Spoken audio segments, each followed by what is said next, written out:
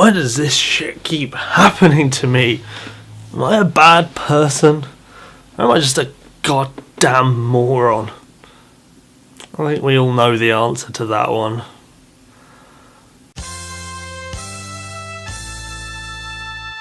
Over the course of 55 episodes, I've talked about a lot of stuff I have no real knowledge about. Science, relationships, basic human interaction. These are all things I have basically no awareness of. But this week, I am an expert on this shit. As a writer, nothing really compares to the authenticity of genuine human experience when trying to capture something, and I experience this all the time. It's an important experience that every superhuman goes through at some point in their career: death and resurrection. Death is something which happens to everybody. It represents the final, peaceful rest that happens at the culmination of your life. It can be a scary thing, yes, but it can also be a beautiful thing. Unless you're a superhuman, in which case death could happen to you on Wednesday and be reversed by Friday. So, less scary, admittedly, but also way less peaceful. Death can come from many different sources, and chances are you'll never see it coming.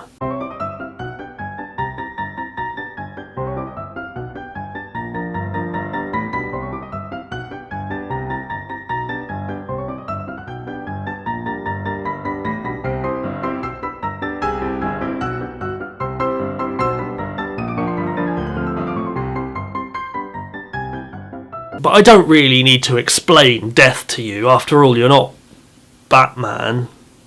The really complicated thing in this situation is resurrection. This can come from countless different sources, including, but not limited to, the following. Magical cosmic beings, magical cosmic energy, having your soul rescued from the afterlife, cybernetic enhancement, genetic enhancement, biological enhancement, Shield's infinity formula, cloning, total cellular regeneration, zombification, and intervention from a god or godlike being. After a while, it gets kind of difficult to tell the difference between all of them.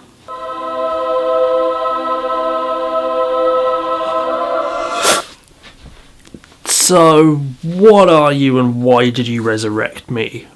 Oh, I don't even know anymore. However, the most common form of resurrection isn't really resurrection at all. It comes from never having died in the first place. The people around you may think you're dead, even you may think you're dead, but really you've been frozen in time and space by a magic bullet, or blasted back through time to claw your way through all of history to reach the present day. They're all just elaborate ways of evading permanent death and allowing the writers to bring you back. And by writers, of course, I mean God.